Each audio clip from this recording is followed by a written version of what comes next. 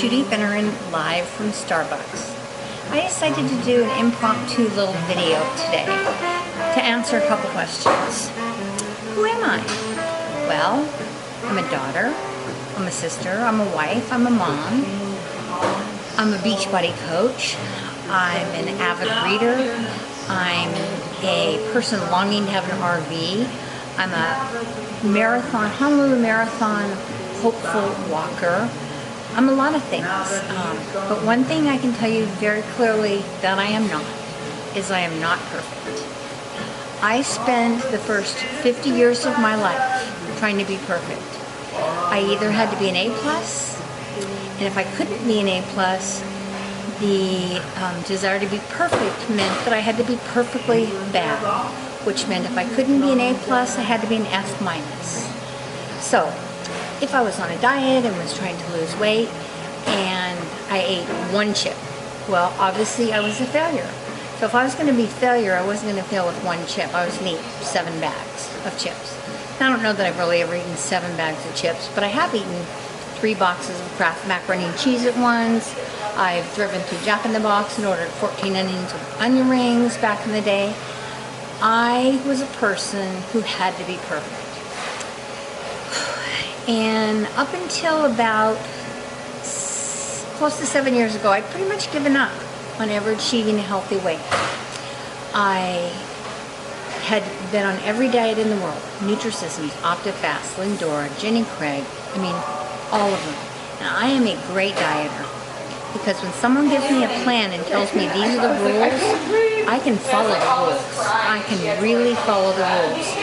In OptiFast, 10 months, not one bite of food, nothing past my lips. Lost 150 pounds in 10 months. And yet, when I was done, what happened? I didn't have any rules anymore. And so I dubbed myself the queen of the weight lost and found department. And every time I lost weight, I found it. Every time I lost weight, I found it. And I really had given up on myself. And then I was invited to be a Beachbody coach. And I was kind of worried about, did I have a Beachbody? Heck no. That was at my highest weight. I was almost 320 pounds and I'm 5'4", not too tall. But I went because the weekend that they were launching the Beachbody coaching business, it was at the Beverly Wilshire. And some of you that know me know my favorite movie of all time is Pretty Woman, which is filmed in the Beverly Wilshire. And this was a free weekend at the Beverly Wilshire. So I went. But something happened to me that weekend. I fell in love with the company Beachbody.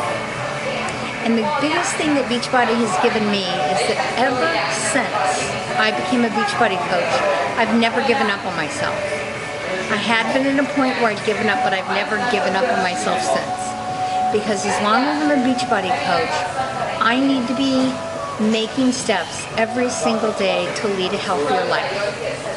Because I can't be inviting or sharing or asking my clients, my customers, to do something that I'm not willing to do. Exercise. I used to say I'd rather stick pins in my eyes than exercise. Now I exercise. I'm not good at it. I'm never going to be one of those people saying, yay, I get to go exercise today. I do it because I have to do it. And I don't hate it as much as I used to. And a couple things I even kind of like.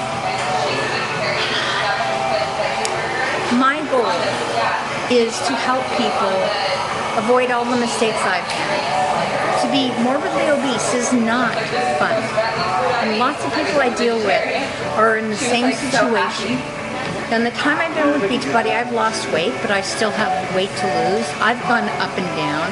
At one point I was at 99.9 pounds down.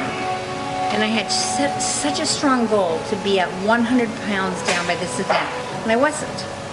And I don't know whether it was at 0.1 or what, but I kind of had a relapse from there. So what I'm trying to say is, when I discovered that I didn't have to be perfect is when my life started to change.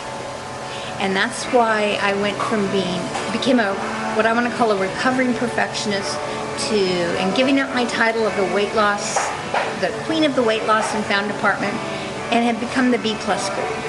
And what the B+ girl is the book I'm writing, the B+ diet. It's like the book, The Compound Effect, or there's several books about how you just have to do more things right than wrong to get to your goals. So when I did a juice fast a couple years ago, I really enjoyed it. And in the movie, DrFuhrman was Joe's advisor. I guess he was tracking his blood results. And I had tried the Eat to Live diet a couple years before, and in 2 or 3 days I hadn't lost 10 pounds, so it didn't work for me, so I stopped. Well, in the midst of that juice fast, I decided that Eat to Live was the way I wanted to live. And I chose that as the healthiest, best way for me to eat. I formed a Facebook group because as a coach, I believe in accountability, I believe in support, and now the group's almost 4,200 people. And every once in a while, including today, I get asked, well, if you are an Eat to Live person, why do you drink Shakeology? Shakeology is a processed food. DrFuhrman wouldn't approve of Shakeology. You know, that's probably true. But here's what I've learned. I'm not perfect. I do follow Eat to Live. All my fruits and vegetables, I love big salads. But you know what? I have a Shakeology for breakfast too. I know that there's nothing in that that's going to hurt me. It may officially be processed, but I know how it's processed, and I know what's in it.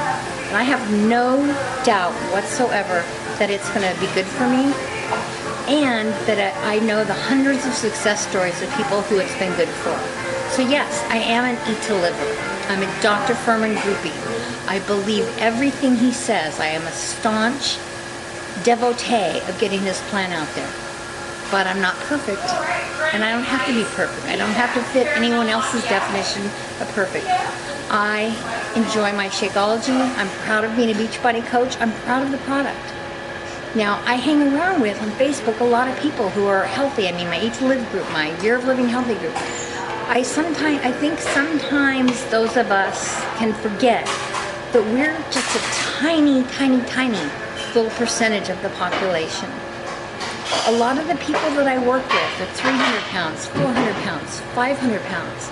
And their idea of breakfast is a dozen donuts from Dunkin' Donuts or 6 Egg McMuffins driving to work. If I can move them slowly but surely over to a healthy shake, and then get them to maybe add some veggies to it, and then maybe have a salad for lunch, I'm coming a long way. I'm doing my job. The other thing is, I don't ever expect my clients to be perfect. And when we put that perfection expectation on us, we are doing nothing but hurt ourselves. I work with a lot of clients, and by the way, my coaching's free. I work with a lot of clients on a day-to-day basis. And I had a Facebook message today from one of my people who's reporting in every day. And her goal right now is to eat 4 vegetables a day. Didn't used to eat any vegetables. So her goal is to eat 4 vegetables a day. And she's also doing burning 1,000 calories with her calorie tracker. And she's added this week 25 lunges and 25 sit-ups, I think, or push-ups. Now, if I told her, okay, I want you to, and I don't tell her what not to eat. We're working on improving her diet by adding vegetables and including exercise. She sent me a note today and said, I'm so disgusted with myself. I'm so disappointed in myself. I didn't eat lunch today. And I said, what happened? She was in a car wreck. She lives in an area it was raining. Her brakes failed. She rear-ended another car. Her car, she's concerned about being totaled. And the thing she was the most worried about was that she didn't eat lunch. That's not right. Life happens. We have to make allowances for life. I don't ever, ever, ever want to be perfect again. Probably one of the things I'm the most proud of is giving up diet soda. I was a diet soda addict. 2 64-ounce super big gulps, not a problem. The 10 months I did OptiFast, I used to mix my OptiFast in Diet Coke. And it would bubble all up. It was kind of a mess. But I truly believe that was something that I couldn't give up. And at one point, my son, who had been raised vegan but then had gone back to eating meat, he had always told me how bad Diet Coke was for me. And I made a deal. If you stop eating meat, I'll stop drinking Diet Coke. Cola, and he agreed. And then I cheated. I snuck around and I had Diet Coke. And I thought, that's really kind of an addict, but that isn't what stopped me. What stopped me was a day that just kind of passed like a day. We were traveling, and I realized that night I didn't have any Diet Coke. And I was amazed at myself. So the next day I didn't have one either. Well, it's been 4.5 years, and I still have not had a Diet Coke. However, I have never told myself I can't have a Diet Coke. Because the minute I can't have something, that's when I'm going to go have 72 of them, just to show that no one's going to tell me what to do. So, yes, I'm a total believer in DrFuhrman. I preach his program to everyone. I am proud to say I follow the Eat to Live program. And yes, I also do drink Shakeology, and I'm proud of that too. So if I've let anybody down, if I in some way indicated that I thought I was perfect, I wasn't. Oh yeah, and also, I really like Starbucks too. I like chai tea. And once a week or so, Kevin and I go to Starbucks and I have a chai tea latte with soy milk. Is it the best thing in the world for me? No. But again, my goal is not to be perfect.